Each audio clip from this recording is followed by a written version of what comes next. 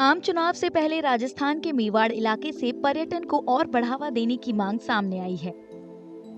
यहाँ के लोगों को उम्मीद है कि सियासी दल अपने घोषणा पत्र में पर्यटन और पारंपरिक कला के मुद्दे को जरूर रखेंगे।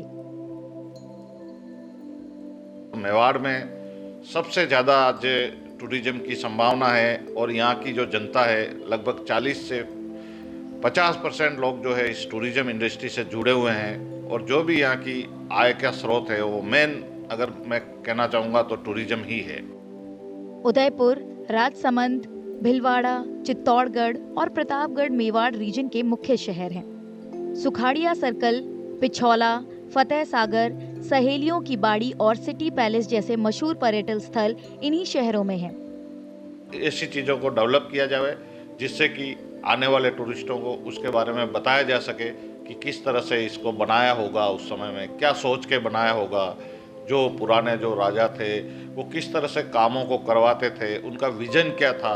इन सब चीज़ों को ध्यान में रखते हुए यदि ये सब चीज़ें एजेंडे में शामिल कराई जाती है तो अपनी जो जितने भी नजूल जो संपत्ति हैं, हेरिटेज प्रॉपर्टी हैं, इनका रख रखाव भी अच्छा हो जाएगा और आने वाले लोगों को रोजगार भी मिलेगा। टूरिज्म इंडस्ट्री से जुड़े कारोबारियों का कहना है कि पर्यटन को बढ़ावा देने के लिए इंटरनेशनल फ्लाइट और रेल कनेक्टिविटी में सुधार की दरकार है। अभी तक साउथ की ट्रेनें कनेक्ट नहीं हुई है। जब तक साउथ की ट्रेनें कनेक्ट नहीं होगी हमें साउथ, महाराष्ट्र, गुजरात का अधिक ट्रैफिक नहीं मिल पाएगा।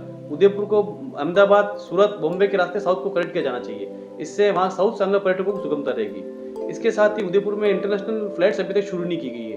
उदयपुर संभाग का बहुत बड़ा केंद्र है और पर्यटन की दृष्टि से वर्ल्ड फेमस वेडिंग डेस्टिनेशन बन चुका है। तो यहाँ पर अभी बहुत ही महती आवश्यकता है इंटरनेशनल फ्लाइट शुरू की जाने की, जिससे स्थानीय लोगों के साथ साथ जो बाहर से जो फॉरेन कंट्री से जो पर्यटक आते हैं वेडिंग डेस्टिनेशन के, उनके लिए भी सहूलियत हो सकेगी।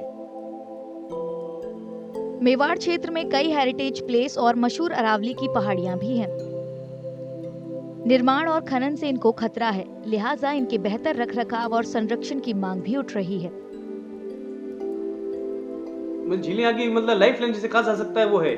झीलों की ओर ध्यान देने के लिए एक तो झील विकास प्राधिकरण उदयपुर में बनाया जाना चाहिए, जिससे झीलों की सार संभाल उचित व्यवस्था हो सके। इसके अलावा जहाँ इसकी जो बहाव क्षेत्र है उन पे ध्यान दिया जाना आवश्यकता है कि बहुत से बहाव क्षेत्र में भी कभी कभी क्या अतिक्रमण हो जाते हैं, उनको अपने मुक्त करना होगा, झीलों पे ध्यान दिया जाना। इसके अलावा अरावली की पहाड़ियाँ जो है वो अरावली की पहाड़ियाँ आज यहाँ की खूबसूरती जो है इसकी पहाड़ियाँ हैं, अगर पहाड़ियाँ अगर सुरक्षित नहीं होगी तो उदयपुर का ये बहुत बड़ा दुर्भाग्य का विषय होगा। हमें इसको ध्यान में रखते हुए सरकार द्वारा ध्यान दिया जाना चाहिए। इलीगल जो खनन होता है, ये इलीगल जो इसकी कटाई होती है, उसको रोका जाना चाहिए। क्षेत्रीय कलाकारों के भी अपने मुद्दे हैं। उनका कहना है कि सरकार क्षेत्र की आदिवासी कला और संस्कृति पर ध्यान नहीं दे रही है, जिससे इनके वजूद पर खतरा मंडरा रहा है।